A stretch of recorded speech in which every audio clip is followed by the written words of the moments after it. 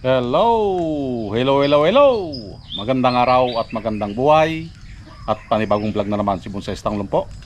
So, ang aayusan natin ngayon ay ito. Ang ating mulawing aso. Okay? Sobrang sukal na. Yan o. So, hindi na malaman na bonsai ito. Pinawild natin ng gusto ito dahil nagpalaki tayo ng sanga dito sa lower part. Okay, so ito yung tatanggalin natin na mga sanga. Hindi na siya mukhang bonsai. Okay, so magtanggal tayo ng hindi na kailangan na sanga. Dahan-dahan lang na pagtanggal ng sanga dahil ito ay may tinik. So para hindi ka masaktan, dahan-dahan lang. Agoy. Sa mga nasaktan dyan, sabihin nyo naman, dahan-dahan lang. So nagpapatawa lang tayo, ha? Dahil ang mulawing aso ay ito ay may tinik. Kaya dahan-dahan hanggang sa matanggal lahat yung gusto nating tanggalin na sanga. Hinayaan talaga natin na maging wild ang ating bonsai materials para makapagpalaki tayo ng mga sanga. Katulad yan, sobrang laki na. So hirapan tayong magtanggal dahil ito ay sumasabit. Yan, isa din ito. Ito yung malaki yung napalaki yung tinanggal natin yan na sanga. Okay, makikita natin mamaya kung ano yung kanyang ginawa. So kapag tayo ay nagpapalaki ng sanga, hayaan lang natin na maging wild dito. Agoy. Parang siya. Ang bonsai ay nahihantulad sa kanya. Agoy. Matinik sa chicks. Kaya kayo naghiwalay. Ayun, shout out sa mga nakasagi ng matinik dyan. Agoy. Hiwalayan ka agad ang usapan. So dahan-dahan lang talaga dahil makikita dyan yung aking braso, puro gasgas na. Yan, dahan-dahan para hindi tayo matinik at magkamali. So ang mulawing aso ito ay mabagal din at matakaw sa fertilizer. Yan. Ilang taon na din ito na ating pinapalaki. So kapag malaki ang isang bonsai, matagal din itong buuin. Unlike dun sa maliit, mabilis lang din ito mabuo. Dahil dapat yung mga sanga nito ay tugma o akma sa kanyang katawan. Ito yung mulawing aso na halos lahat ng part ng kanyang katawan ay patay na or naging driftwood na. Okay? So katulad yan yung mga tinanggal natin na yun, ang lalaki na. Dahan-dahan lang kasi kapag ikaw ay natinik, sigurado babaon. Agoy.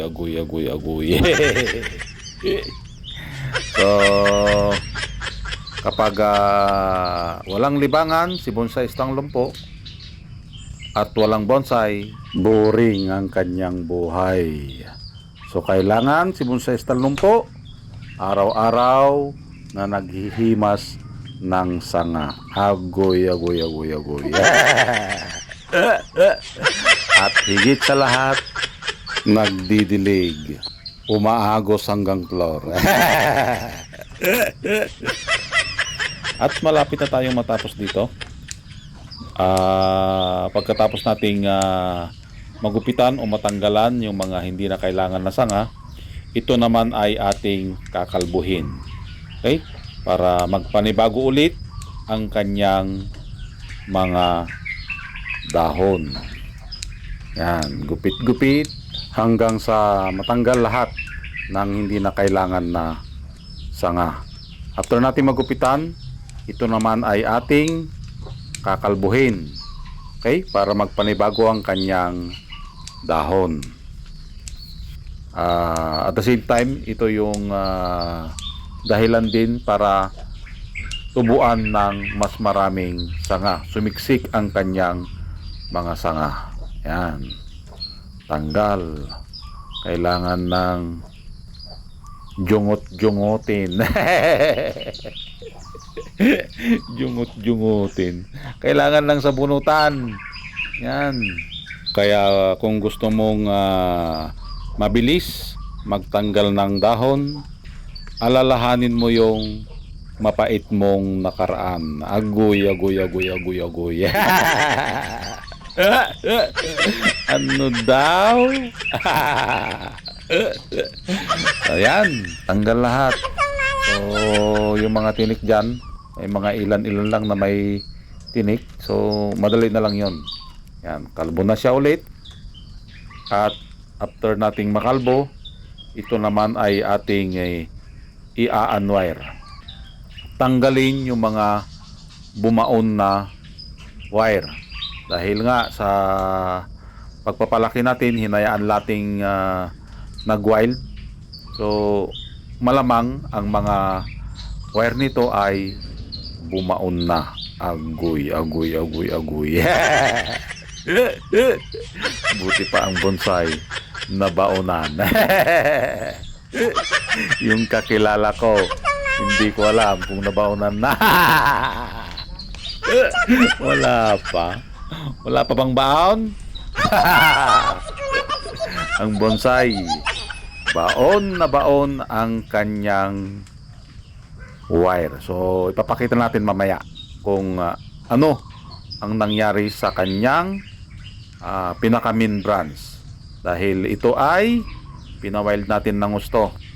Talagang parang gubat na. Halos hindi na ako makadaan dito sa part na ito nung ito ay naka-wild. Okay? So, ganun lang ang papapalaki ng sanga. Kailangan mong ipa-wild para ito ay mas mabilis kang magpalaki. Kapag pinutol mo ito, mas mabagal kang magpalaki. So, lahat ng ginagawa natin sa bonsai ay may proseso. Basta't marunong kang maghintay. Ayun. At natanggal na nga natin yung kanyang wire. At ito na ang kanyang itsura.